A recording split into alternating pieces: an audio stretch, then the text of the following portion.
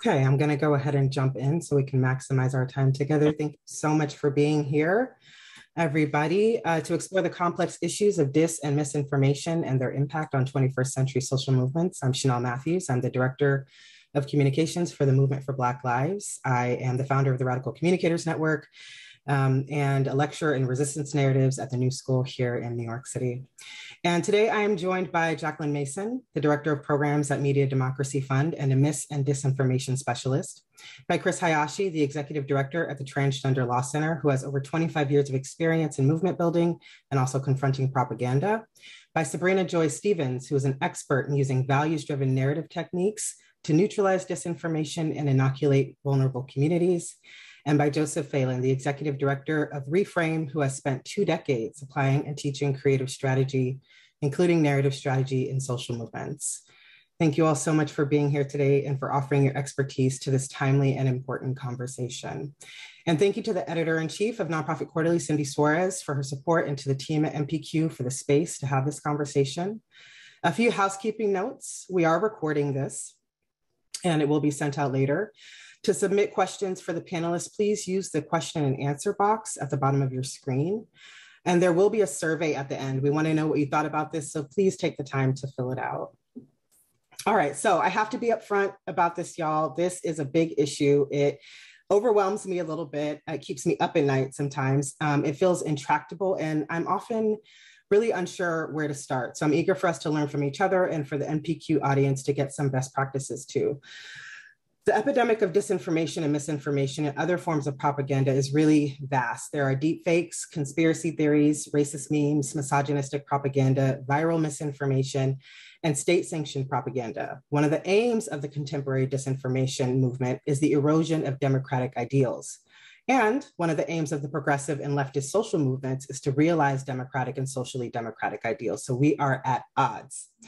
The title of this panel is Combating Disinformation and Misinformation in the 21st Century, 21st Century Social Movements. And there are all kinds of social movements in the 21st century. The social movement can be understood as an organized effort by many people to bring about, impede social, cultural, or political change. And I don't want to take for granted that everyone who came here to learn considers themselves members of a social movement. I recently did an informal poll with a group of movement communications workers, and while 75% of them said that they belonged to a social movement, 25% of them said that they did not, which I found very interesting. And some people in that poll admitted that they were superficially involved in movements. Some others said that the progressive movement broadly was their movement, and some others said DEI was their movement. And for me, what this illustrated was that among social justice communicators specifically, but maybe movement workers broadly, there isn't a field-wide commitment of being both a nonprofit worker and a member of a social movement, or even alignment on what makes a social movement. Nonetheless, today we're here to talk about the impact of mis and disinformation on leftist and progressive social movements, which have shared goals of realizing democratic ideals and eradicating social hierarchies based on race, class, ability, sex, and so on. The use of disinformation and misinformation to delegitimize progressive social movements is a huge issue with more history than we can fit into our time together today. But right now, in the fourth industrial revolution, we're seeing online hoaxes spread 10 times faster than real stories. The Kremlin operatives have targeted US presidential elections with disinformation campaigns, impacting the outcome. Disinformation campaigns have focused on suppressing votes and also misleading people about COVID. And people are becoming radicalized through anti-Semitic conspiracy theories that lead to mass shootings. And so we know the use of propaganda to delegitimize social movements is not a new tactic, but we're living in different times and under different conditions. And so Jacqueline, I want to go to you first with a question as our resident expert on dis and misinformation. Can you tell us a little bit about what mis and disinformation are, and then give us an idea of how they impact social movements and democracy specifically? Definitely, Chanel. Thank you so much for having me, and Nonprofit Quarterly, thank you for having me here. It's an honor. I always like to start off by saying that, each and every one of us is susceptible to spreading misinformation, or we've all believed false content at some time, right? So misinformation is false content, but the person sharing doesn't realize that the content is false or misleading. I can give a few examples of this. In many posts that were shared earlier in the pandemic revolving around certain groups' susceptibility to COVID-19 were shared, right? But those were shared in order to help oneself or help loved ones. Pre-vaccine distribution, we saw pages and groups on social media which were overloaded with false information about cures and remedies or distrust, and misinformation about the vaccine, which can also be disinfo, but I'll get to that a bit later. But often we share things in order to help rather than to hurt. There was a plethora of misinformation surrounding the voting process, particularly where voters can register, deadlines for voting by mail, etc. And all of these can also be examples of misinformation. Now, disinformation, on the other hand, is content that is intentionally false and designed to cause harm within communities. It's spread to make money, for political gain, or simply to cause chaos. Well, the biggest example that I can give of disinformation currently is the big lie, or that the 2020 election was somehow stolen. This proliferated most notably in groups on Facebook, but also in all aspects of the social web. Some popular posts, for example, are ideas that poll workers were discarding votes, and these were usually poll workers of color who faced harassment afterwards with targeted campaigns against them. That certain election officials were in some kind of cahoots in order to steal the election, right? And this resulted in real world violence that left social media and went out into the streets. And we saw this on January 6th, and we are still dealing with the repercussions of this to this day, as witnessed in the ongoing testimonies giving at the January 6th committee hearings. So one very important thing to note is that often when disinformation is shared, it turns into misinformation. You know how groups legitimately believing the narratives that have been spun by many bad actors and taking that into their own world, right? So for instance, a beloved family member saying something false at a holiday party does not mean they intended to cause that harm, but someone else did. So, we've all heard of the term fake news and how it's since become a no-no to describe what we see as mis or disinformation. But disinformation has become a buzzword within itself. Many are now asking, is disinformation just code for news or things we don't like or things we don't agree with? And so we've been struggling with these terms for years. And the reason we continue to struggle with these terms is because it's about more than specific pieces of granular information. It's about our entire information ecosystem, which is polluted. So to understand the current information ecosystem, we need to break it down into three elements: the different types of content that are being created and shared, the motivations of who creates this content, and then the way this content is being disseminated, most notably on social media, but we also have TV, Fox News, and the radio. So mis and disinformation also, thinking about these definitions, but then zooming in a bit, mis and disinformation has disproportionate effects on communities of color. I will also, before I kind of go into racialized disinformation, I like to note that the media often frames that communities of color are more likely to either be targeted or even more susceptible to misinformation. This is an extreme falsehood. And in addition to that, those in Black, Latinx, and Indigenous communities have legitimate reasons to be skeptical of information, given the legacy of historical traumas we faced in our communities related to vaccines and civic participation. I can think about, just general barbershop talk of people saying that, I went to the hospital during the pandemic and I was turned away, right? And I believe it was because of my race, and then watching Dr. Susan Moore from her hospital bed say that, she was denied treatment as a doctor and later died, right? We see how we are treated in the medical health system. So it makes sense that one would want to defend itself by, understanding this kind of emotional skepticism of, participating.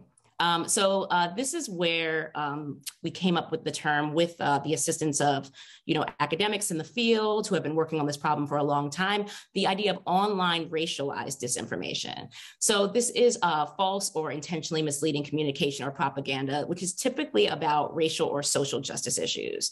These are strategically created and distributed through online media to deceive or manipulate the public for the purpose of achieving profit, political gain, and or sustaining white supremacy. So we think that some of these tactics include inciting hate, promoting othering, and using stereotypes as wedge issues to divide groups, harassing, slandering, or criminalizing individual groups or movements, and impersonating and infiltrating groups online to disrupt building solidarity, as we saw, pre-2016, where bots were pretending to be, people of color and impersonating Black people online. So online racialized disinformation not only creates and reinforces inequalities, but also consolidates power among politicians, wealthy individuals, and media and technology companies. So with all this said, I would like to make note of the interventions that are happening to stop the spread of mis and disinformation. There's media literary initiatives, training, academic and advocacy research, et cetera. I personally lead a coalition called the DDL, which is the Disinfo Defense League, a distributed national network of groups working to combat racialized disinformation within their communities. And this also happens in several languages, which we look at. So these are some interventions that people can do. I think sometimes if you want to combat misinformation in your own lives, something that I practice is emotional skepticism. It's if something makes you extremely happy, angry, want to buy something, want to shop, you might want to stop, reevaluate how you're feeling, and then move forward with the information, right? If you want to talk to friends and family that you want to keep in your life, it's better to talk these situations not online, to de-escalate them and talk offline if it's someone that you care about, right? This is all things on a personal level. But the fact of the matter really is that big tech's unwillingness to do anything about the harms exacerbated by their business models have untold consequences on our democracy. And we cannot combat that alone. We can't combat that at the dinner table. We can't practice enough emotional skepticism. We can't do enough media literacy. It's not enough. You know, voting rights are being stripped away based around the big lie. Rights to assemble and protest are being stripped away due to false and misleading information around the movement for Black lives and defund the police, right? So as I mentioned earlier, misinformation also causes harm. There's a lot of general just not understanding the voting process from people. And, you know, there's a profound lack of clarity around this kind of information that we need. And we like to call that, you know, data voids. And so an example of data voids is, you know, early in the pandemic, there was a true lack of clear messaging around the virus, right? So this led to folks finding alternative ways to get information. This also happens with voting. So this is, you know, these are different elements of mis and disinformation. And, you know, we really reflect on how they disproportionately affect communities of color online.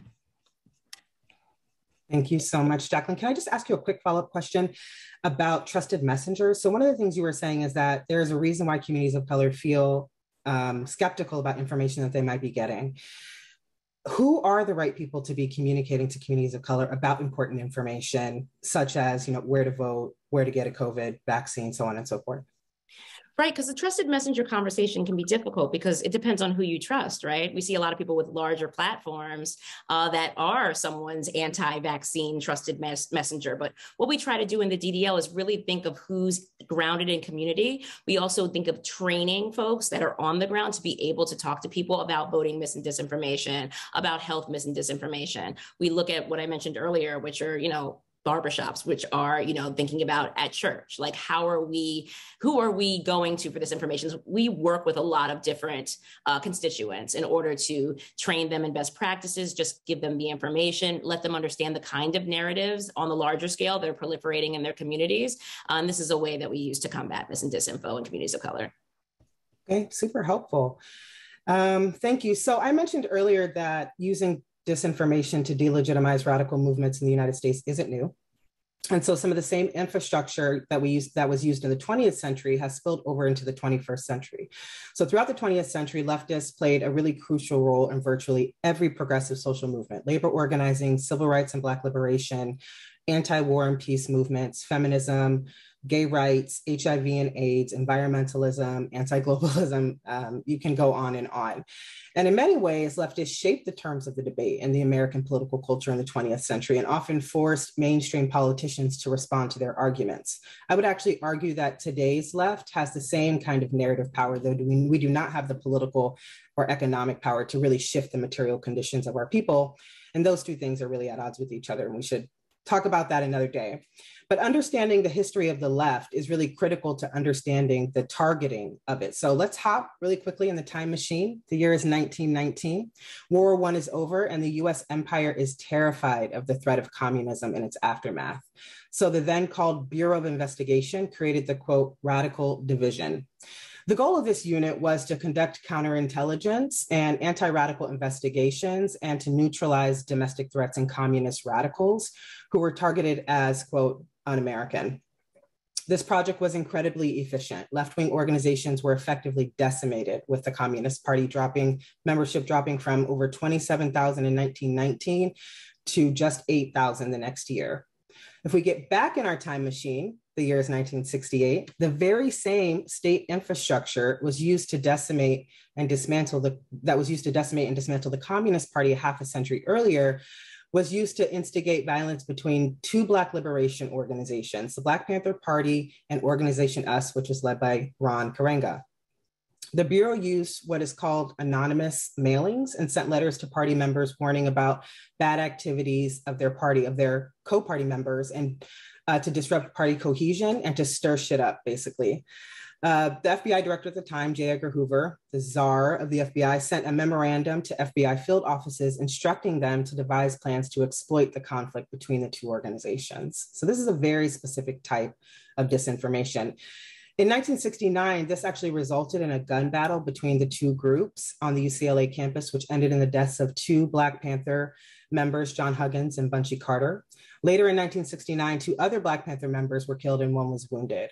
And there was a memorandum from the LA field office of the FBI dated May 26, 1970, that confirmed that the surge of conflict that left 4 Panthers dead suited their objectives and more would be encouraged. So if we're back in our time machine, and it's 2017, this issue is right on my doorstep. In 2017, I was the director of communications for the Black Lives Matter Global Network. And at the time, the FBI's counterterrorism division invented a brand new label for us. They designated us, the Movement in Defense of Black Lives, as Black identity extremists. And they used acts of violence that were unrelated, wholly unrelated to BLM, to justify targeting Black dissident voices. And their goal broadly was to categorize Black activists as threats to national security, justifying an intensification of government surveillance, domination, and punishment. At the same time, and this is distinct in many ways from how Black social movements, insurgent social movements were targeted in the 60s, 70s, and 80s, Russian operatives were working overtime to stir discord related to America's longstanding racial divides by infiltrating online communities of the Black Lives Matter movement. And even to a more severe degree, the online groups frequented by ordinary people. Again, this is not a new tactic, but we're living in different times. So if we're parking our time machines back in the present, one really obstinate and ubiquitous element of mis and disinformation are racist, homophobic, sexist, and transphobic tropes that really work to dehumanize and justify oppression, violence, and social exclusion. These efforts are highly antithetical to the work of progressive and social movements. And so, Chris, I want to come to you on this next question. An old and homophobic, transphobic trope that connects queer and trans people to pedophilia has surfaced in mainstream public discourse. This is something that really existed in fringe movement spaces, and now we're seeing it in contemporary modern public discourse. Media Matters recently reported that YouTube is rife with homophobic clickbait that connects pushing the groomer narrative and even calls for children to be taken away from parents who take them to Pride or to drag related events. I'm curious to hear from you as the ED of the Transgender Law Center, and as somebody who's been movement building for 25 years, confronting this type of propaganda. How has this impacted the organizing and movement building efforts of the trans liberation movement today? And I'm curious to know what other forms of propaganda you and your allies are contending with. Absolutely. Thank you. It's really great to be here with everyone. And just to start out by sharing a little bit more about the Transgender Law Center. So we are the largest national trans-led organization in the country. Our work is grounded in legal expertise with a commitment to racial justice. We move a range of community-driven strategies, which are ultimately about keeping trans and gender nonconforming people alive, thriving, and fighting for our liberation and for our communities. So I want to start out by just giving some broader context. So clearly we are all still living through a time where we are in the midst of a global pandemic due to COVID-19, escalating climate crisis, growing white supremacist and anti-democratic forces. This is a time where the failure of our society to value people, to value humanity, to value our world is so clear. And what I think is important to know is that for trans communities, that even before this current time and moment, that we already were struggling to survive, facing high rates of violence, harassment, discrimination, and overall, just lack of having our basic needs met. I mean, I think this is most clear when we look at the increasing murders of trans people in this country. Every year for the last few years has been the most reported murders of trans people in the US, of which the majority are Black trans women and femmes. So I just think it's important to name that in this time that is hard for everyone, for trans people, the conditions that we are living in have all just gotten so much worse. And on top of that, so over a decade ago, we started to see the conservative right really start to promote anti-trans legislation and policies. So over a decade ago. However, this really ramped up around 2015, 2014. That was when we saw a slate of anti-trans legislation and policies in multiple states across the country. This was just an organized and strategic attack against trans communities by the conservative right that we hadn't seen before. So this was a time of the so-called bathroom bills, of which folks likely most remember the bill that was passed in North Carolina. So at the time, our opponents were showing ominous images of men in girls' bathrooms to make their case. And it's important to name that under these false narratives, which were really about bringing up this specter of trans people, of queer people as sexual predators, is also an assertion by our opponents, a false assertion that trans women are men, that trans women are not women. So we've seen our opponents since that time continue to push forward this strategy. They shifted it a little bit to also include showing images of teenage boys in girls' locker rooms seeking to cause harm. So they used those narratives for a number of years, and they still continue to use those today. And then Trump was elected. And they then moved their attacks to the federal level. So the Trump administration basically did everything that they possibly could to roll back the few rights and protections that trans people have, to deny our humanity, and ultimately to deny our very existence, as they did for so many communities. And now that we are under a different federal administration, these attacks by the conservative right on trans people have basically moved back to the states. And what we are seeing now in the US is really an unprecedented level of attack in the form of state level anti-trans legislation.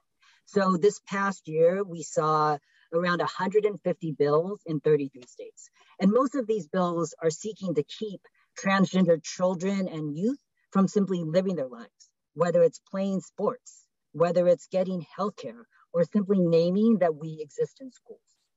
At this point, we're talking about a majority of states in the US had some form of anti-trans legislation or policy. To put this in context, in 2015, when the bathroom bills started to take off, there were about 21 bills across the country, anti-trans bills. And so what's also important to know is that more bills are passing, and that even when these bills do not pass, for the trans people who live in those states, for the trans children, for their families to be bombarded by anti-trans rhetoric, by anti-trans hate, to know that their elected officials are out to harm them is absolutely devastating. And this is for a community that already faces high rates of suicide and other mental health conditions. So over the last decade, it has been clear that the conservative right is attacking the humanity and the rights of trans people as a strategy. They are attacking trans people as a way to stay in power, as a way for them to build their base, and for a way for them to win votes. So I also want to, though, specifically talk about the last few months, because what we've seen in the last few months is an absolute escalation in these attacks. So a couple months ago, the Texas Attorney General, backed by the governor, declared that providing gender-affirming healthcare to a trans minor is child abuse. Within a matter of days, Child Protective Services in Texas began to show up at the homes of families who love and support their trans children to investigate them for child abuse. Just a couple weeks later, Alabama passed one of the worst bans on healthcare that we have seen, making it a felony to provide trans youth with gender-affirming care, punishable with up to 10 years in prison. Then, a couple weeks later, Florida's Department of Health issued guidance. It's non-binding guidance, basically guidance against all gender-affirming care, including socially transitioned. And then just a couple of weeks ago, Florida announced they were going to try to take this a step further and not just prohibit gender affirming care for minors, but also for adults. So what I want to also name about this escalation and attack is that our opponent's narrative has continued to evolve. So we've continued to see this false narrative of men in girls' bathrooms, boys in girls' locker rooms with these ominous intentions used against our communities. But we're also seeing are two other false narratives. So in relation to the healthcare bans, in relation to what we saw in Texas, we are seeing this whole groomer narrative that Chanel mentioned. That is not new. It is very old. So a groomer is someone who builds a relationship of trust and emotional connection with a child or young person so that they can manipulate, exploit, and abuse them. So what we're seeing is this narrative of framing parents, really framing anyone who cares for, supports, loves a trans child as being a groomer. So clearly this is bringing up false narratives of trans people, of queer people as sexual predators, falsely asserting that parents are grooming children to be trans and that these children must be protected. So this is also justifying bills that we're seeing in Florida, like the Don't Say Gay and Trans bill that is, say, targeting teachers, that's targeting healthcare providers. It's really this narrative that we're seeing that is being used to frame anyone who cares for trans people as a predator. And we've seen that escalate, particularly over the last month during Pride Month, with violent attacks on drag queen story hours at Pride events. Folks likely heard of the attack in Idaho that was prevented, where there were 31 white nationalists who were planning to attack a Pride event there.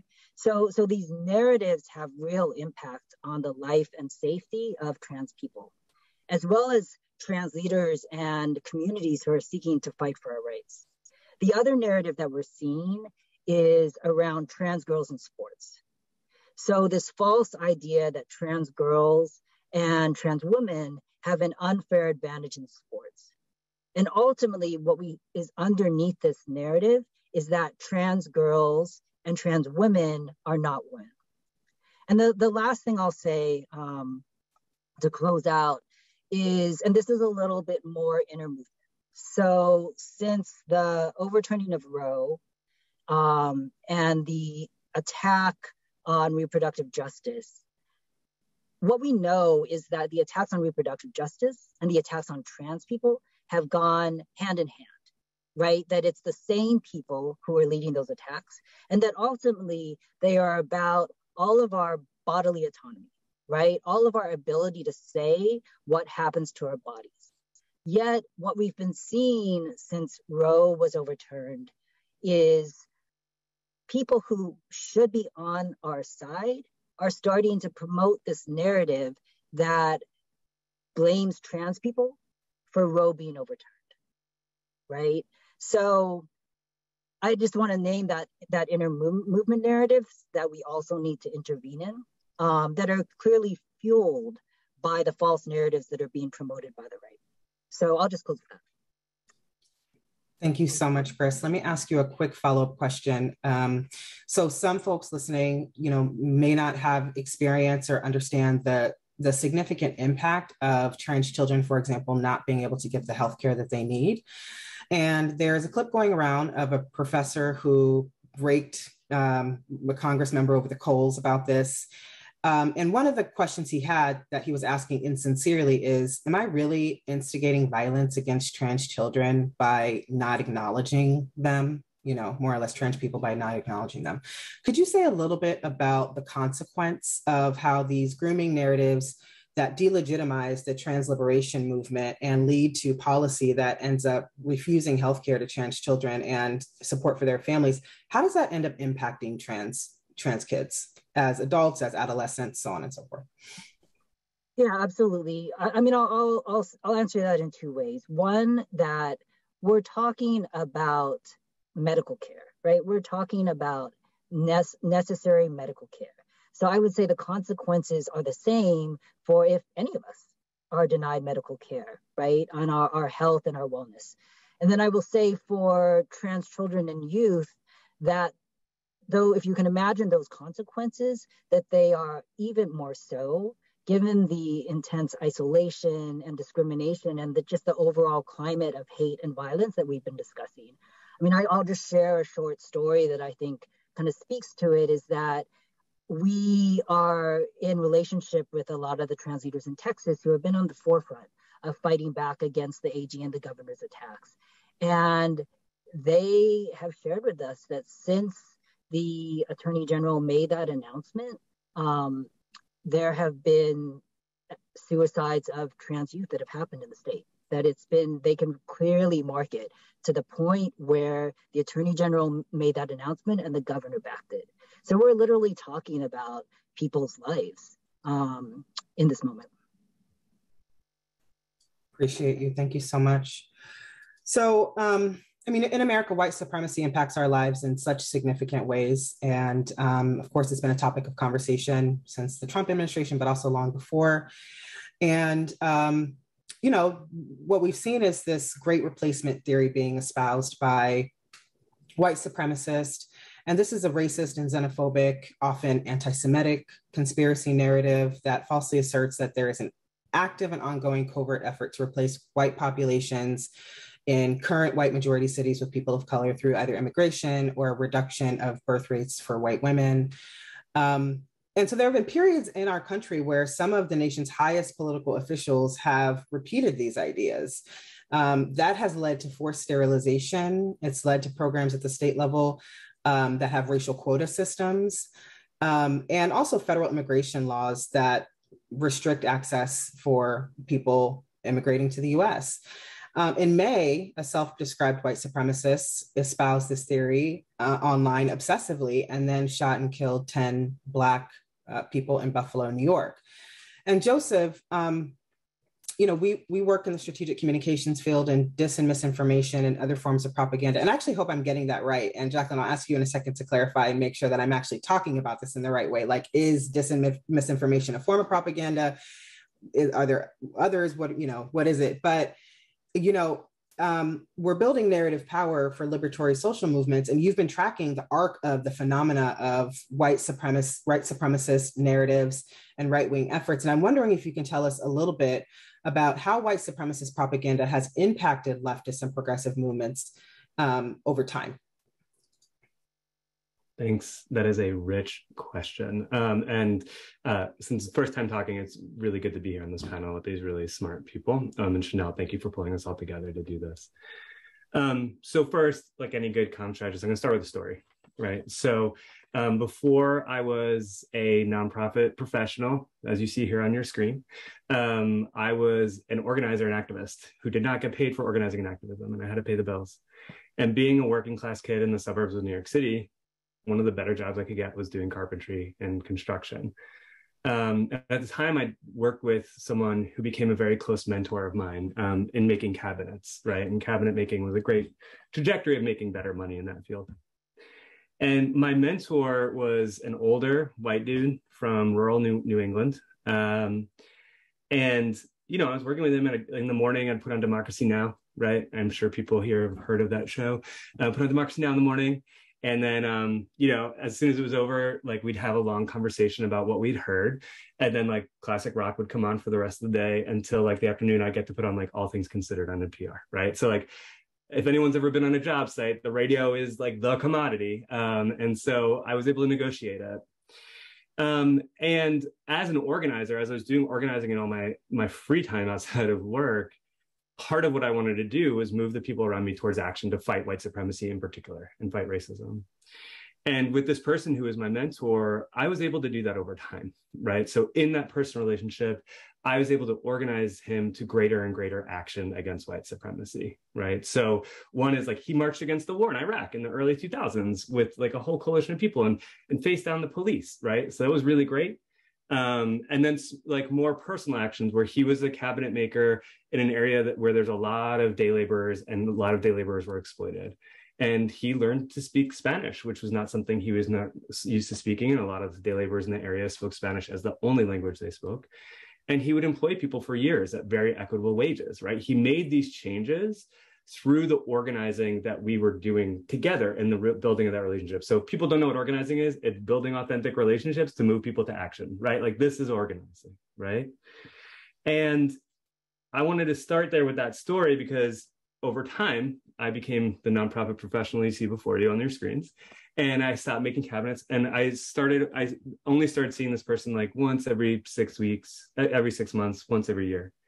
And one of the last times I worked with them, we actually had this really complex conversation about George Zimmerman. And we were at lunch and a broadcast came on, and one of the other workers who was working for him, this other white guy, said some like really messed up stuff. And I saw him authentically engage in the conversation and push the worker into a different stance around what he was saying from a very grounded understanding of what that person was talking about culturally, right? They met on a gun board online, right? But he was able to intervene. But as we grew apart, and in the last several years, he, as an older white dude, working class, his business was not particularly successful.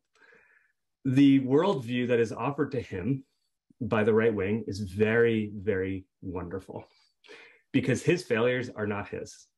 His failures are the failures of his failures are great replacement, right? It is being replaced by lower wage laborers from other places in the world, right?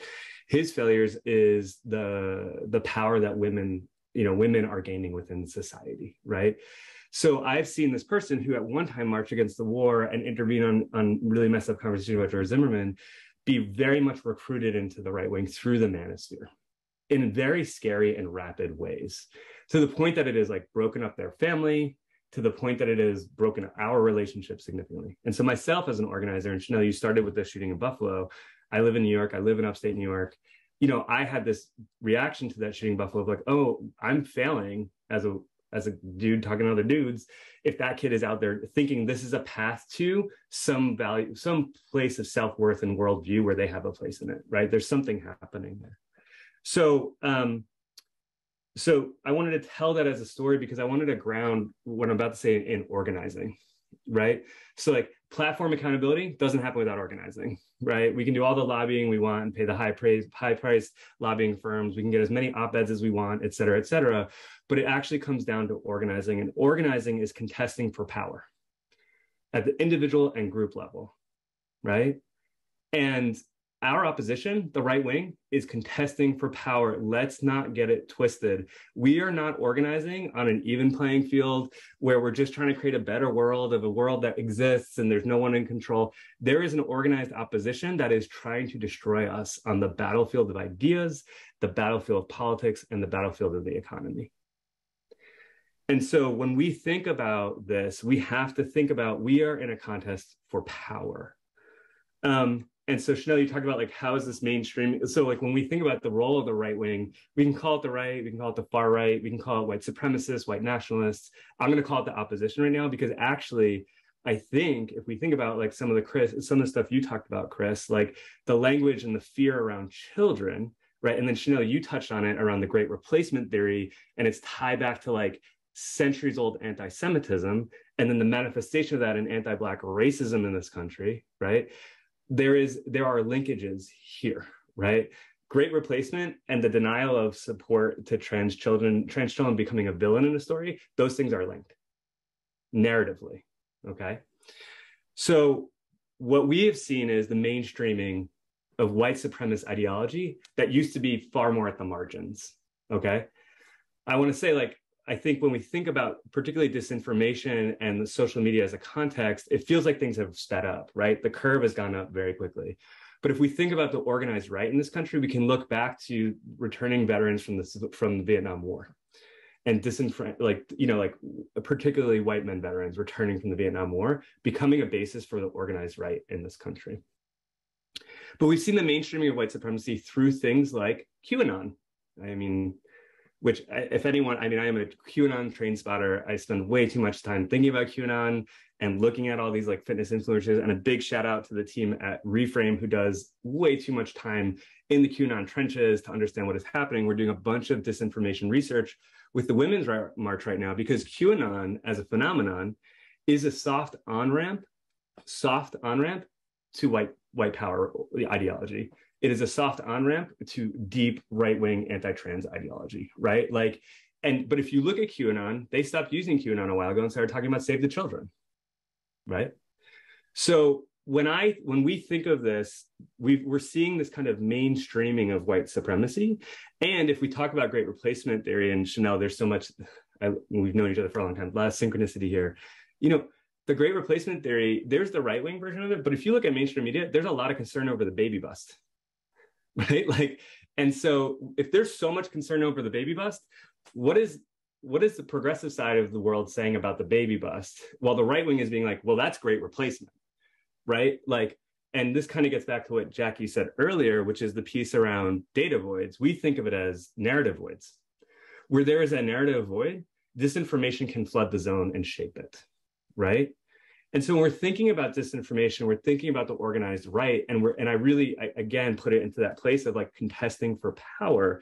We really have to think about, I'm a really big fan of this saying, don't confuse the bullet for the battle for the war. And I know it is a war analogy, but you know, some of us might think we might be in a war for the future of this country. The bullet here is disinformation, right? And so if we think of disinformation, we put disinformation into a framework of stories and narratives, right? The other thing that we're really fond of the phrase, which is truth and facts are not the strongest currency of meaning. Stories are. And so if we start to frame things as disinformation, and I think I've seen this happen a lot where people are like, oh my God, disinformation, people aren't understanding truth or facts. And Chanel, you know, I've been doing strategic comms for a long time. You know, like I thought we won this internal battle like 10 years ago when we were like, okay, stop, like facts are not, stop saying statistics, like tell me a compelling story. But as we talk about disinformation, a lot of us on our side have been reverting back into a fact or truth-based scenario versus a strategic use of story to advance fact and truth, right? Those are different kind of priorities. So I just wanted to name those pieces, right? So we can't confuse the bullet for the battle for the war. And fact and truth are not the strongest currency of meaning. And if we are in a contest for power, we have to be contesting for meaning at the big buckets in society. And if we start to go into disinfo battles from a whack-a-mole standpoint, we are set up to lose, right? And I will ground this back into, and organizing is going to be the best defense and offense. The construction of authentic relationships where we share worldviews. So I hope I got to your question, Chanel, and I'm down to talk more about it. But I really wanted to ground it into some organizing and power building conversation. Thank you so much, Joseph. I really appreciate that. And as a comms strategist, a comms director, you know, one of the roles that I play, that you've played, is helping to build narrative power for, you know, radical ideas, leftist social movements. And narrative power is a framework that we can use to create narrative interventions, disrupt hegemonic thinking, take advantage of narrative opportunities, and really expand the collective thinking of what is politically, socially, and economically possible. We're often told that our strategies are not possible. They're not politically possible. They're too idealistic. And I simply don't believe that's true. But, you know, one of the core elements of narrative power building is really delegitimizing the dominant narratives, right? Is really going beyond a cursory level of understanding what the narrative is to actually undermining its fundamental legitimacy. And I learned that from Patrick Reinsborough and Doyle Canning, and other of my peers in the narrative power building space. And it's really common for people to apply different frameworks to do this, but we really want to get to the root of these issues. I mean, I'm saying that while I'm also totally overwhelmed with how to teach my communication staffers about how to contend with dis and misinformation and other forms of propaganda, it keeps me up at night because I'm proliferating ideas about narrative power. I'm going everywhere talking about them. I'm teaching my team about them. I'm organizing a network around them. And at the end of the day, we're doing all this work to put information out there. Is it getting to the people? Are we doing the best we can to make sure that it reaches the people it needs to reach? I'm not sure. And often, you know, inside of our organizations, our nonprofit spaces, and our broader social movements, we're preaching to the choir. We are often communicating to impress our peers, which I find completely frustrating. And we're not necessarily communicating with mass engagement in mind, right? It's a very narrow set of language that often goes over people's heads. And anyway, so there are these things that, every day as we're building communication strategies, implementing them, evaluating them, I'm wondering if they're reaching the people that they need to reach. And Sabrina, I know that this is your area of expertise. And so I wanted to come to you and talk about what it means to help movement workers optimize our efforts to combat misinformation, disinformation, other forms of propaganda. So what are you seeing happening in the field that is effective, and where can we do better? Sure, great question. And thank you so much. One, for pulling all this together. Thank you, Nonprofit Quarterly, for giving us the space to have this incredibly important and timely conversation, given all that's going on in the world.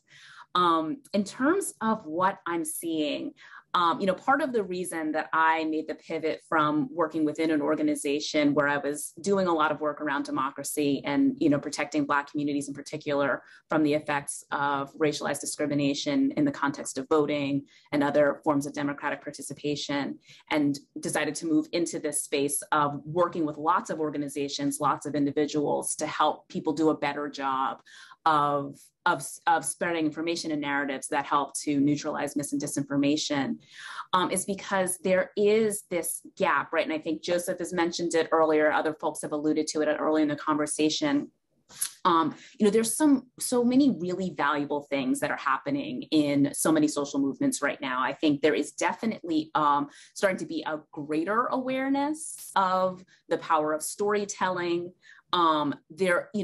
Our commitment to truth has been really, really solid, right? People are so committed to that. And they're also, something that I find really, really encouraging is just the increase in boldness, right, that people have in telling their stories. I've worked across a number of different fields. And, one of the fields that I do a lot of work in is reproductive justice. I've been an abortion storyteller in the past, work in that sort of area, and seeing how people have become so much more comfortable, so much more ready to talk about we've really started to see that real-time adoption of that, sort of old school, saying, right, the personal is political, right? So people are really starting to embody that more and more.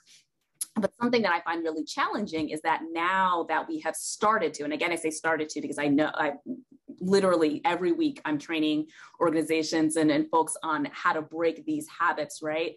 But we're still one, just really attached to this idea that the truth will just naturally kind of cancel out the facts. And if you just tell people the facts, that is going to be the thing that ultimately helps them. And when in actuality, we know from everything we know about how people learn that isolated facts don't really land anywhere in people's minds, right? There's not really a way for us to make sense of them, particularly when we're dealing with things like really, really, really large numbers, right? We're all very smart people, but are just cognitively, we don't really attach to things like abstract, numbers. So statistics pulled out in isolation, right? Numbers that have to do with very, very large groups of people. Those things are all really important, as I say constantly in my trainings, right? Factual information, good, solid research, et cetera, is all really critical for policy design and implementation, but it's completely insufficient for personal and public communication, right? So we need to be able to situate those facts, those statistics within the context of stories that actually help people understand things in human scale terms. And so I'm seeing a lot of folks still very much trying to beat back the disinformation monster with their fact club. And it doesn't work the way people want it to work, right? I think there's also sort of behind that too, or underneath that is this this reactive posture that people tend to have. Even now, we've known for decades now what anti-democratic forces, and when I say anti-democratic, I mean small d democracy, right? People who are trying to end any semblance of democracy in this country. Bad actors, when I say bad actors, I mean anybody who is spreading mis and disinformation for the purpose of manipulating people for economic or political reasons. Bad actors are very intentional, very proactive about what they're trying to do. And they're also, obviously starting with a several 100-year head start, right? They're trying to, uphold the problematic origins of our country, whereas those of us who are working against that are trying to usher in something that has existed in pockets and places, time and space, but has not been the consistent overarching reality for everyone in this country at any time. And so we're trying to create something. They're just really having to run out the clock on the existing system, right? And so if we are constantly reacting to the provocations of people who are trying to undermine core elements of civil society, then we're going to, as a result of that, be a lot of times repeating their framing. We're going to keep repeating and responding to their metaphors. We're going to keep reinforcing the very things that, a lot of times, for example, when people do their things like their myths versus fact sheets, I get a lot of flack in trainings for telling people, I want to rethink those. And by might, I say definitely. But so when we're constantly kind of trying to push back against the provocations of people who are spreading false information, that often puts us in the position of actually amplifying the very information we're trying to help people understand the truth about, right?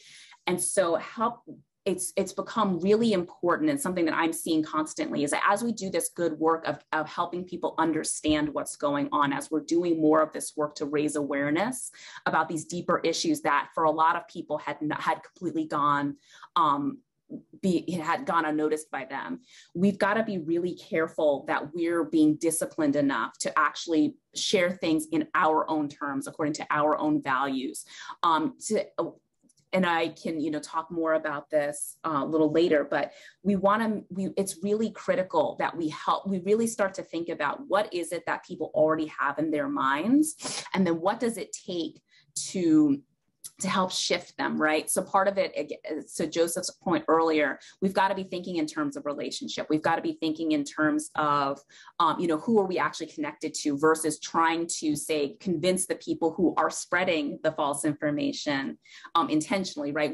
Our goal can't be to try to change their minds, but rather to think about, when we're talking to our friends, our communities, our professional communities, all of these places, these are all opportunities for us to be either upholding narratives that are going to help people find, claim, use their power well, or are going to be upholding narratives that cause people not to use their power well, right? And so every time we're making those choices, we need to think about how are we helping set people up to take the kind of action they need to in order to help blunt this sort of movement. Something that I remind people of consistently is that bad actors are outnumbered. That is why they work so hard to trick the rest of us into repeating their framing, into repeating their messages, and into focusing on the things they want us to focus on, because there's an opportunity cost. When we're focusing on what they want us to focus on, we can't also be focusing on what we want to be focused, or rather we can't have people thinking about two different things at the same time. And so a lot of the work that I do is in helping people understand how to be doing double duty with their communications, right? How are you talking about your communications in ways that are not only neutralizing or not only moving your own agenda forward, and they're helping people build the world they want to see, but are also neutralizing the lies, the misinformation that they're getting from so many other places. And so that's, a lot all at once, but certainly has been really both. It's obviously a very challenging moment, but it's also really exciting because I think that more people than ever are realizing the importance of being really intentional about this kind of work, because you don't accidentally do a good job of, fighting against disinformation, right? You actually have to make a choice. This is what I want to be talking about. And despite the concerted efforts to pull me off of my message, to pull me off of my narrative, to pull my focus away from what I can do, and to either pull me into doing something that's unhelpful or demoralize me so that I do nothing, right? Because that's really what's going on here. There's a divide and conquer attempt. There's an attempt to mislead and misdirect people into unhelpful action. And then there's an attempt to just overwhelm people so that they don't do anything at all, right? And so when I know that that's what's going on, that gives me a new sense of agency and both urgency in order to be really, really intentional about how I'm using every single opportunity to communicate. I think about this kind of stuff when I'm talking one-on-one in the grocery store line. I think about this sort of thing when I'm communicating en masse to my email lists, when I'm on TV, et cetera, right? We want to help people get that mindset that they're seeing every opportunity to speak as either upholding something that's going to help people use their power well, or that it's going to that's going to undermine people's ability to use their power well. Wow, wow, wow. Wow. Okay. I feel like I just got a coaching session and my team needs you like 1 hour a week to come and give us a pep talk. I want to ask you a quick follow-up, and then I want to punt back to the whole crew to answer a question about what we do, what people can do to combat mis and disinformation. You said, so one of the kind of rules that we have in strategic communications is to not repeat the opposition's message, though we often do. But the other thing is to not myth bust, to not spend our time trying to address the myths that the opposition is espousing. And I'm curious, is there ever a time where it's appropriate to correct mis or disinformation? Sure. So I think it's always appropriate to correct mis and disinformation. So I want to be very clear, because I think a lot of times people, when I say this, because this is like the number one thing I get pushed back on, is the like, but my myths and fact sheets, people like cling to them. And so it's absolutely appropriate to correct bad information. What's problematic is often the way we do it. And so what we want to really think about, and this might be kind of, I think this is probably gonna be my answer for the like quicker on what can we do. But for me, it boils down to 3 A's, right? So this is from what I've seen both in the, ways people learn, but as well as just messaging I've seen work well in campaigns, things that have been tested well, et cetera. 3 A's, right? So make sure your content is accurate, actionable, and aspirational, right? So if you're hitting those 3 things every single time you're communicating, most chances are you're also not doing the things that are going to uphold mis and disinformation, right?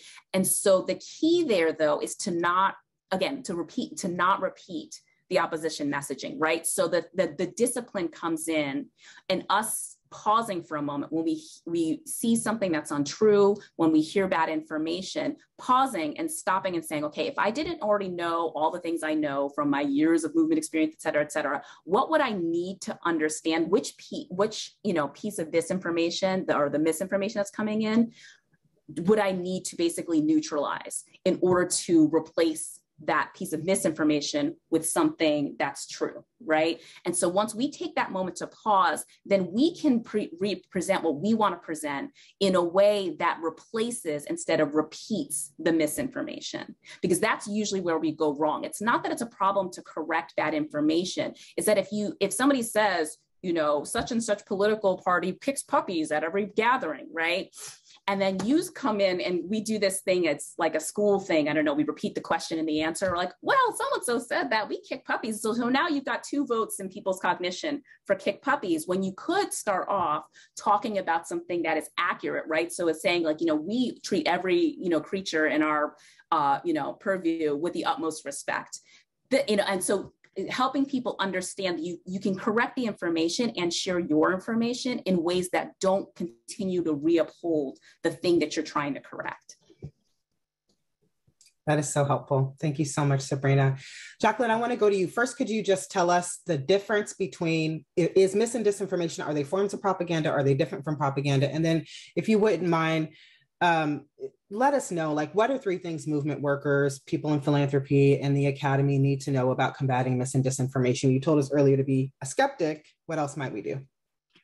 Right. So as we know, like these tactics are not new, right? Propaganda has been around since the dawn of time, right?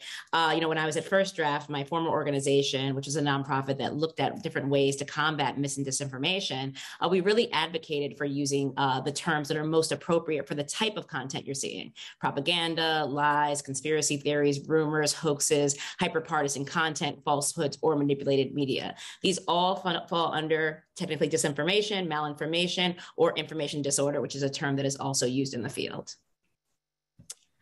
So for your second question, I would start with the 3 things that people could do is that, as Joseph said, organizing will be the best offense and defense.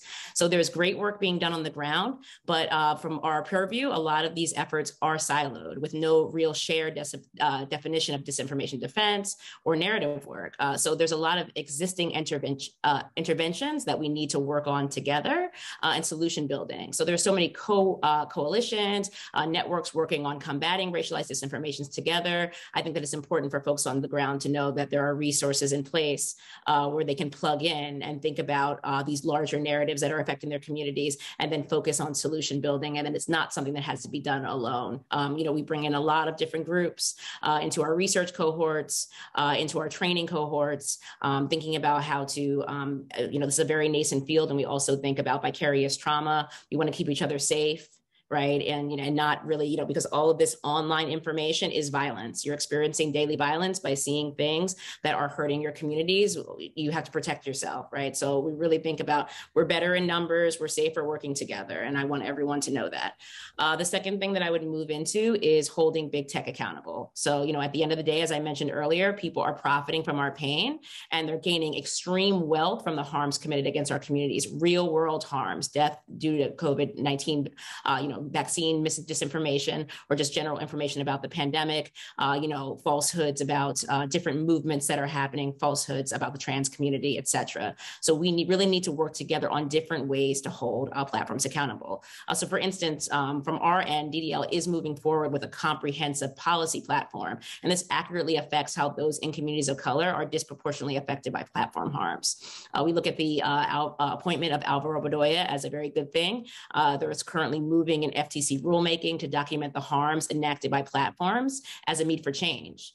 We really finally have that ability and that chance to shape the national conversation regarding the harms to our communities, and the urgent need for solutions that center privacy, and privacy as a civil right, and equity through legislation. There's the American Data Privacy and Protection Act, and also the Fourth Amendment is Not for Sale Act.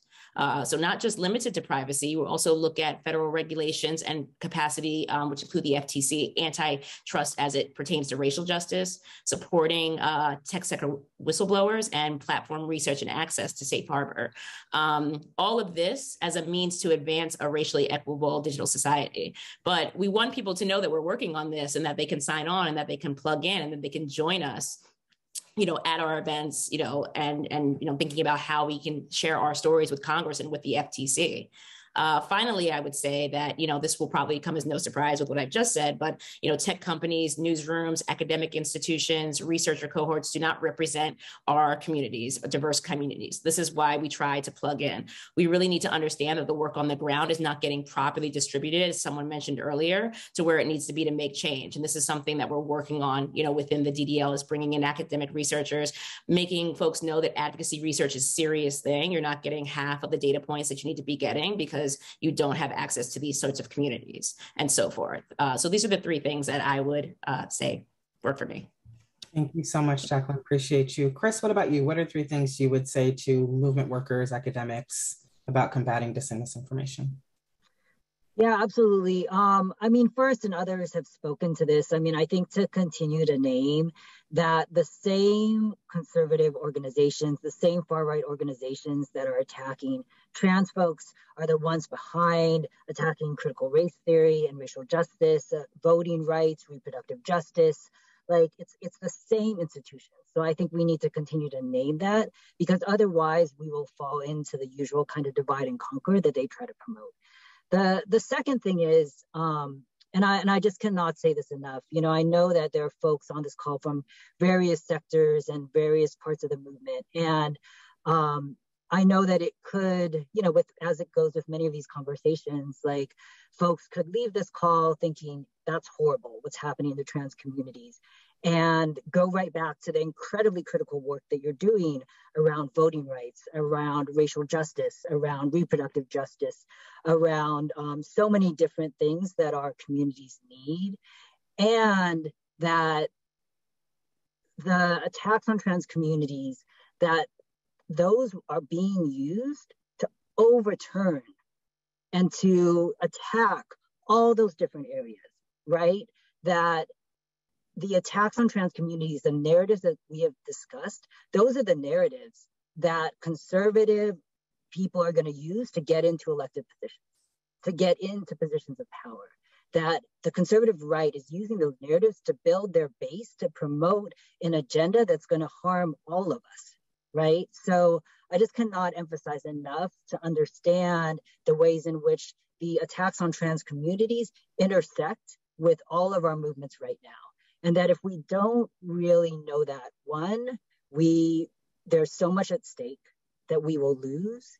And in the process of that, many, many trans people will be harmed and lost.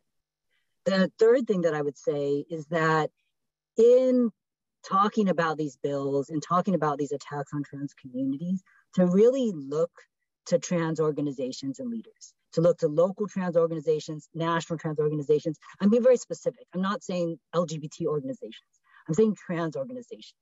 While trans leaders and organizations have been under-resourced, and I would say neglected for decades, while we are nowhere near have what we deserve, we are stronger than we have ever been as a movement. We are generating our own messaging. We are creating our own coalitions. We are telling our own stories in powerful ways. And so to really look to our organizations, as you are talking about the attacks and the bills and all of the far right's attacks on trans communities. And there's actually some work that TLC did with ASO, Anat Shrimp's firm. I'm sure folks have heard of the race, class, and narrative, to create a race, class, gender narrative. I would say it's just the beginning of us starting to understand and think through that. I'll drop it in the chat so folks have it, but would encourage people to look at that. Thank you, Chris, and thank you for all the work that you're doing. Joseph, same question to you. 3 things. Oof. So I'll start with kind of what I said before. Being a comm strategist, you gotta say it 3 times, otherwise people don't hear you. Notes, people, notes, right? So don't mistake the bullet for the battle for the war, right? Don't mistake. And I think this goes to a lot of what Sabrina was talking about how do we actually, in practice, in a moment, engage with disinformation or misinformation. Don't mistake disinformation as a separate siloed thing that is a whole other battle or war. It is an integrated part of, when we are thinking about building our power, it is an integrated part of our power building strategy, not only to discredit or move beyond disinformation, but to flood the zone with our narrative. So disinformation has no purchase, okay? So do not mistake the bullet for the battle for the war, number 1. Number 2, I said this already, but like flood the zone, right? Like we need to be advancing narratives at scale. I think oftentimes when we say things like this, I come from an organizing background, I talk to a lot of people about this, people are like, cool, so I have to make content. Sure, and you have to organize, right? So like someone mentioned barbershops earlier, I can't remember who, but like previously what disinformation looked like was a flyer hanging on a post in the neighborhood about like, oh, election day is actually this day, which was incorrect. And what actually gets around that is community strength and having actually robust organization and civic engagement across, okay? So I think flooding the zone and understanding narrative is an integrated part of our strategies as well, right? So, and then there's all the trickle down tactical pieces of like, how do you implement that? Well, we don't start with the problem, we start with the aspiration, right? We lead with values, we lead with worldview, and we lead with worldview that can include and create solidarity that does not break people apart, because the opposition wants to break us apart. If we lean into that, we support their cause, okay? Which then again, solidarity is not flattening. Solidarity is recognition and solidarity building. And so then the final one is back to organize, right? You want to build narrative power? Organize. Organizing communications, not separate things. Organizing and advancing narrative, not separate things, right? And so when we're talking about these things, I'm going to pull on some of the things Jackie said too, right? So like, and some of the things that Chris said, like when we're thinking about platform accountability, again, like thinking of organizations like Kairos that are doing organizing strategies of users to hold platforms accountable, right? So what are the ways in which we are reconceiving of our power from an organizing construct?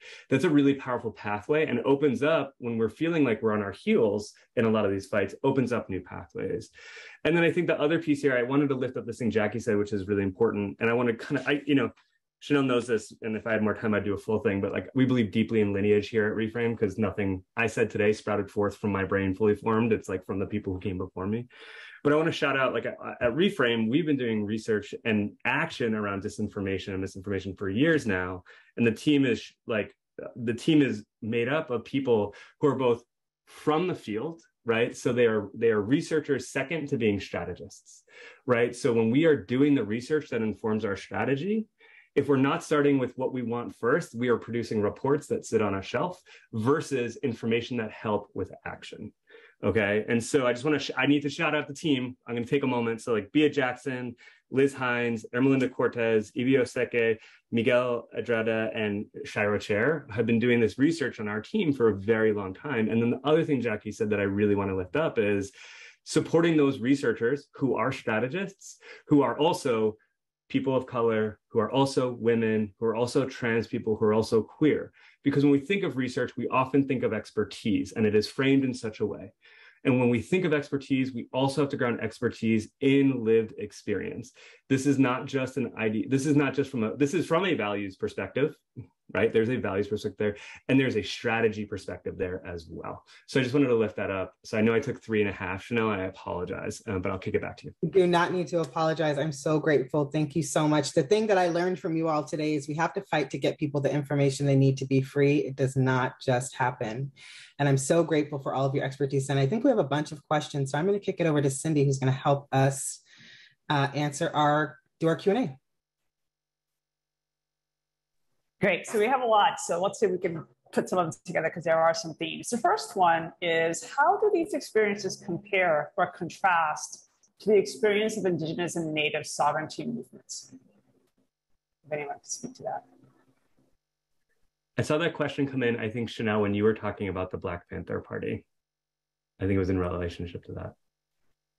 Yeah, I mean, I would say that there is a common thread around undermining communities of color who are organizing, right? Delegitimizing movements for any kind of sovereignty. So one interesting thread this year that I pulled on related to this is comparing the fight for Black liberation and Black identity in the US to what's happening in Ukraine and Russia. I think ultimately we want to define ourselves for ourselves, right? That's our desire. And oftentimes the disinformation and the misinformation in media and used by the opposition delegitimizes our humanity on a base level. It erases who we are as individuals, Black or Indigenous or queer. And it asserts a hegemonic narrative that says only these people with these dominant identities matter. And so it's been my experience working in the Black liberation movement that we have to constantly assert that who we are is who we want to be. And we don't actually want to claim or acquire the values or the identity of what people would want us to claim. So we don't necessarily have to say that we are American, right? Like a lot of folks in the Black liberation movement will say like, I identify as Black, but they don't identify with being American. That is often considered, taboo in many spaces or un-American. And so I think one of the things we have to remember is that if we for Indigenous communities, for Black communities, for queer communities, for people who are often underrepresented in the social structure in America, I think that there is the combating mis and disinformation by, I heard one of you all say it, telling our stories, right? That our stories, that complex issues are best understood through the stories of people who are experiencing them, right? So if we can talk about erasure, if we can talk about white supremacy, if we can talk about sovereignty in our own stories, then we can disrupt hegemonic narratives and offer new stories and new narratives for people to hold on to build their strategies off of, and to just understand, to be in right relationship with people and the social structures around us. Would anybody else add anything to that? Okay.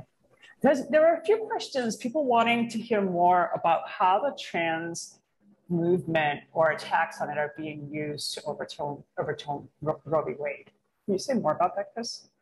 Yeah, absolutely. And so I do want to be clear, like reproductive justice organizations, particularly those led by Black and Brown folks, have been some of our closest allies in trans movement. So I just want to name that. And I think what I'm speaking to is something that we saw start to emerge in the last couple of weeks.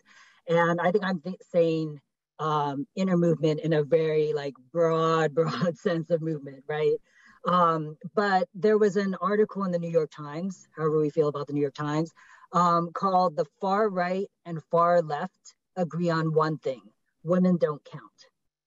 And soon after that article was published, we started to see some celebrities like Bette Midler, like Macy Gray, like start to tweet out similar narratives, right? So we're seeing the ways in which people who should be on our side, very big tent, right, are starting to buy into the narratives of the far right, that trans women are not women, that trans people really don't exist. So that was what that was about. Great. There's a question, there are a few questions here about how to talk about these issues in a personal way to other people. So one, for example, that was pretty specific was,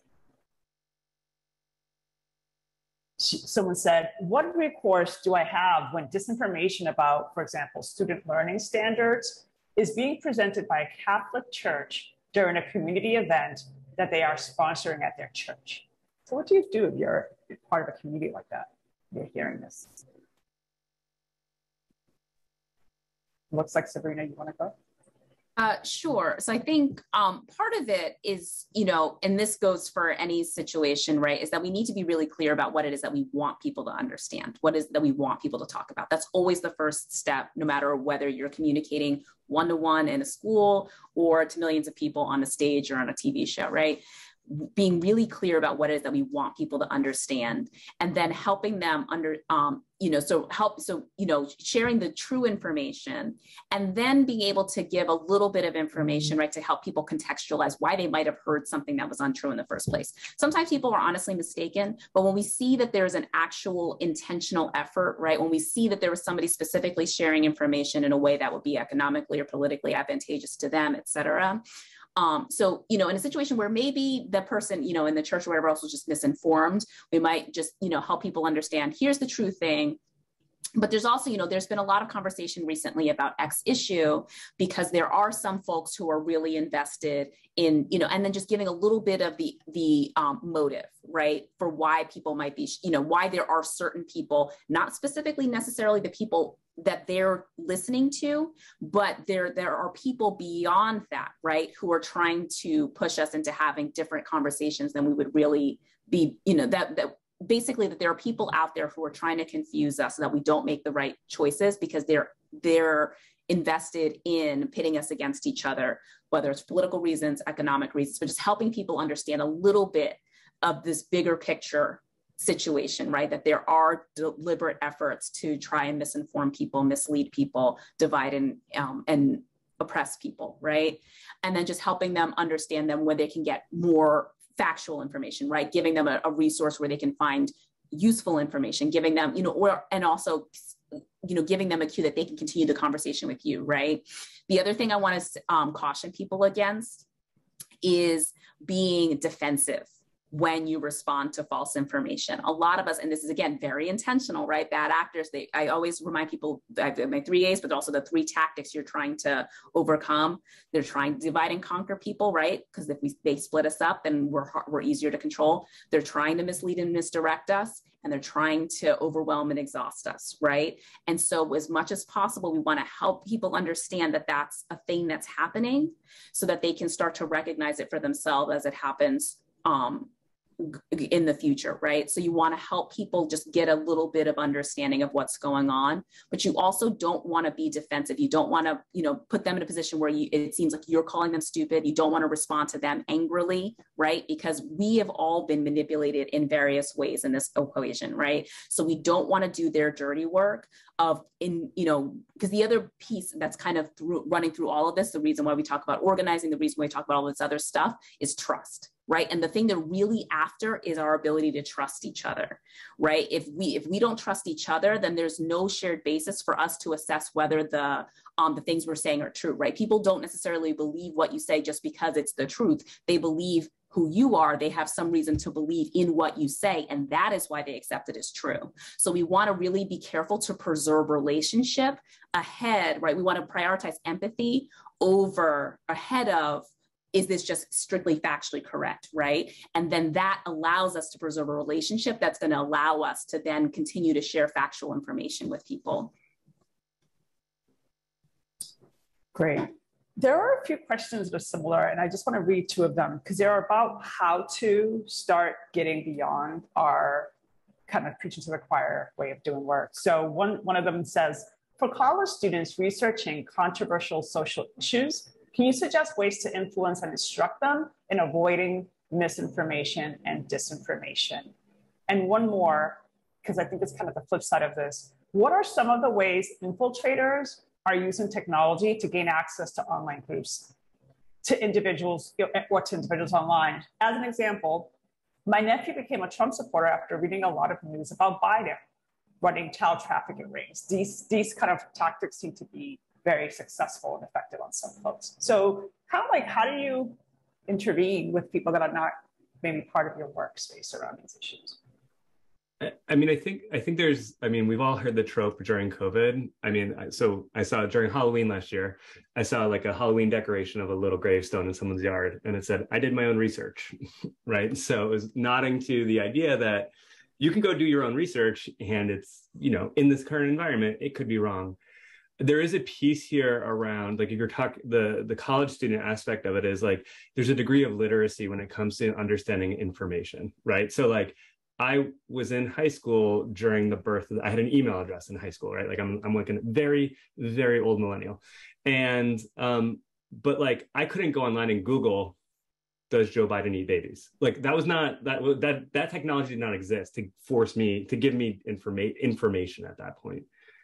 And so there are some like really basic tactics of, if students are researching things, to like check, this is like basic, like, I mean, this is for the academy, right? Like, check your sources, right? So like, if you go to an article that is on a website and that website links to another website that looks very much the same, you might have found yourself in a pink slime hole, which is just fake, which are constructions of fake information that are pointing to each other in order to create legitimacy, right? So there's a degree of check your sources, right? That kind of critical thinking seems very apropos to a college or university environment, because that's what we're doing. I mean, Chanel's a professor on the call here, right? Like, this is what we're doing. We're doing critical thinking in universities and colleges. I think this other question about the I believe it was the nephew, like what we're talking about there is like the best way to kind of deal with that is like having conversations with the nephew, right? Like, you may or may not be able to stop the content that is being pushed to them, but you can point them to other content, and you, through your relationship with them, can have these kind of exactly what Sabrina was just talking about, these complex conversations that are based in trust and are not based in alienation, right? And so I think that is the really big piece. That being said, like, some people might be too far to grab. My mentor from cabinet making might be too far for me to grab. And so I think there's just when we're talking about this, like you'll say it 3 times, organizing, right? Like, organizing is building that relationship and understanding where is someone coming from and where's the edge of where they are and where's the space to move them a little further along, right? And so I think that it really does come down to those relationships. I'm sure, Jackie, from the DDL perspective, there's a ton of other tactical things that we could be doing in the online spaces, et cetera. A lot of it does come down to kind of broadly literacy when it comes to understanding story and information and sources. This next one is really interesting. It's not really a question, but it's a statement. And I think it's an important one to touch on, because I've heard it in the field a few times. So someone writes anonymously, "Disinformation is thriving across the political spectrum. It is not only a right conservative issue." Can someone speak to that? I can and I'll try to be brief so there's room for other folks too. Absolutely. Like, this is a problem across the board, because again, we're all impacted by it differently. The goal, again, there's a small group of people who think they have an interest, right? Who, the short-term interests in profit and political power, that they want to mislead other people, that they want to basically deprive us of the ability to have good faith conversations across disagreement and difference, right? And so we want to be really clear about our values, about what we what's true, what we aspire to be, not just what we've seen, partially because that is also protective for us, right? That's not just protecting the people we're trying to help change their minds. That's also protective for us, so that we do not get pulled out of what we're trying to do because of convenient narratives that are fed to us, by folks who may look like they're on, quote unquote, our side. I don't like the sides terminology anymore. I think we all need to be like, we need everybody's perspective to get at the truth. And that's exactly what we're being, deprived of the ability to do right now. But so we want, this is important for us to all be cognizant of. Something I feel like I do a lot in my work is just helping people recognize that disinformation is not the problem that everybody else has, but I know what everything is correct, right? We all have to be doing that work to be really clear, to be, having healthy relationships so we're not so, easily seduced by these compelling narratives that are spread by people who are trying to manipulate us into acting against our interests, right? We're all susceptible to these things. We're all vulnerable to those three tactics in any of a number of areas. And so just being really humble about the fact that this is something that affects everybody, that we've all fallen prey to it at one point or another, as Jacqueline mentioned at the top of the call, right? And so that we can really recognize that this is coming toward everybody from multiple directions. Thank you. There are another set of questions around how to address this beyond the personal level. So one is about, are there some known ways, like behavioral or just known ways for how to talk about this beyond the choir that you know? So like, for example, social media, a way to focus on that. So how do you get to talk to the people that are not people you usually talk to? That's one version of that. And related is, how do you talk about it in a group? Like if you're facilitating, are there ways to think about how to do this in a more collective way? Yeah, there was a few set of questions earlier about how to do it one-on-one. And I think these are related, but different around like, how do you talk to maybe groups that you're part of, but also beyond that? Are there known ways to do that work well, or resources for people? I want to just give one example. So this isn't my area of expertise, but I'm dealing with it every single day as a comms director and as a movement worker in the Black liberation movement. And one of the ways that the opposition, and when I say opposition, I don't necessarily mean the right wing. A lot of people are anti-Black Lives Matter. A lot of Black people are anti-Black Lives Matter. There are other Black social movements that are anti-Black Lives Matter. So for us, one of the ways that folks try to delegitimize us is through attacking our resources, our money. There's this inherent trope that Black people are inherently criminal, right? It's one of those, like, along with the hundreds of years of anti-Semitism and transphobia, it goes along with that. And those people really pull on those deep-seated narratives to say, aha, I knew you guys were doing something funky with the money, even if that's not true. And so just one way that we tried to kind of combat that at the Movement for Black Lives and also our other Black liberation organizations is really by, we had a press strategy where we went out with information to a broader audience, right? Typically we talk to Black audiences because that's who we're trying to organize and mobilize. We organized a press convening to talk to reporters about that so that they would report about it outward. We didn't do any of that myth busting, like, no, we didn't do this with the money. We just talked about what our goals were, what our work is, how we operate. We tell those stories, those affirmative stories. And so that's just one example. And this year, I think, as many of you all know, has been really tough for the Black liberation movement with the kind of concerted attacks against our infrastructure building. But we do try to engage the media and the press so that we can go beyond the audiences that we typically speak to. And so I'll just give that as an example and kick it over to whoever else to close this out.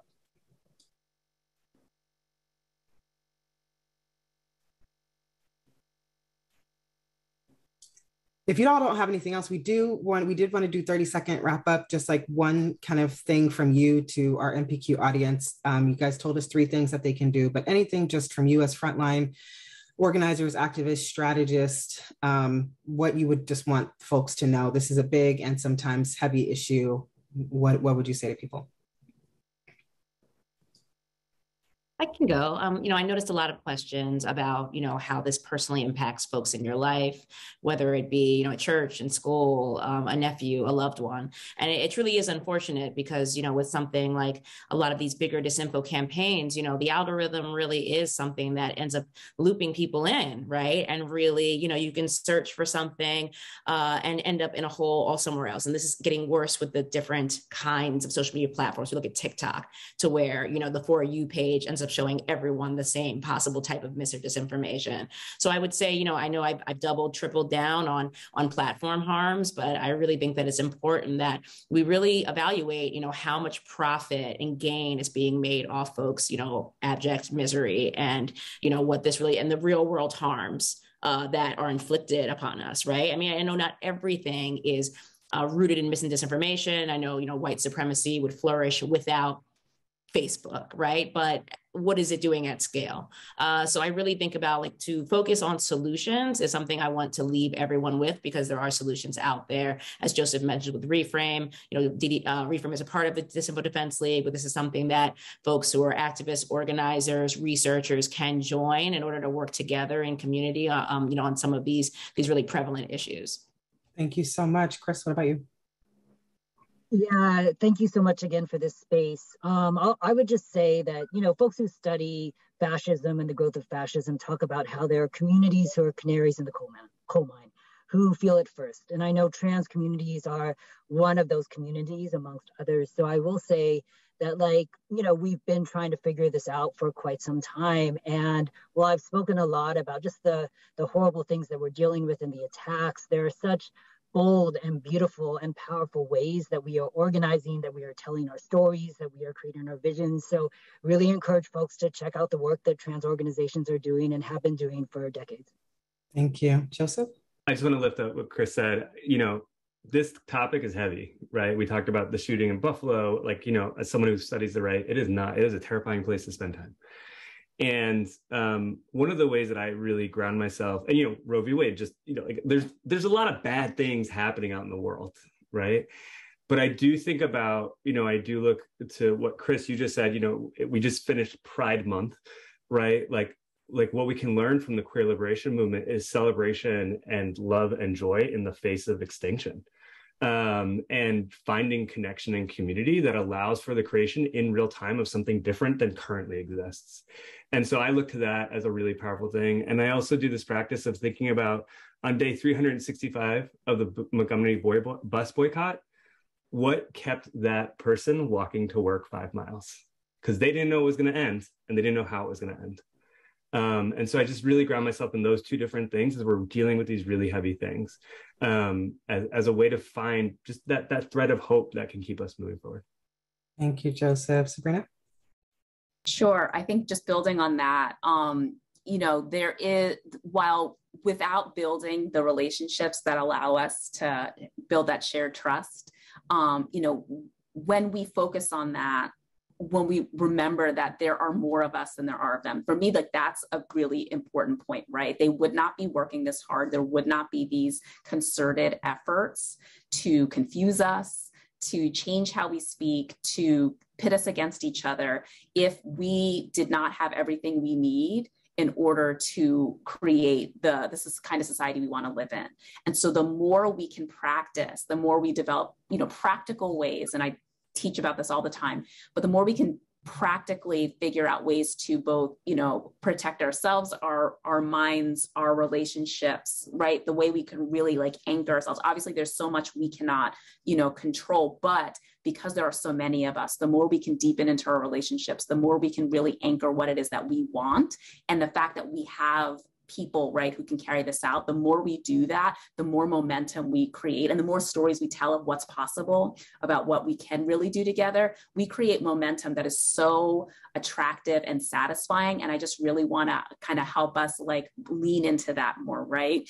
There is so much power in us coming together and sharing these really, accurate, aspirational, actionable stories about what we can do. And so I think the more we just lean into that, the more we recognize how much possibility is here. That's why there's these concerted attacks, right?